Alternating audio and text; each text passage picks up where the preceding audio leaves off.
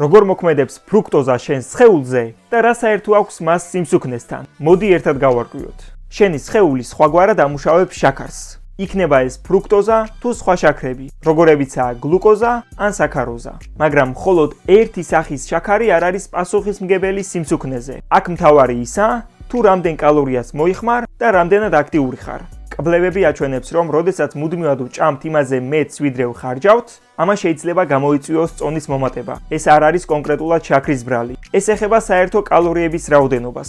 ასე რომ საიდუმლო არ არის ფრუქტოზის თავიდან აცილებაში. აქ მთავარი რაციონის დაბალანსება და აქტიური ცხოვრების წესის შენარჩუნებაა. დაიმახსოვრე, სიმსუქნის ერთადერთი ძირეული მიზეზი არ არსებობს. ეს არის სხვადასხვა ფაქტორების კომპლექსური ურთიერთქმედება. თუ გსურთ ჩაეწეროთ ჩემთან პირველად 15 წუთიან კონსულტაციაზე, მომწერე ინსტაგრამის პირადში სიტყვა გასაუბრება.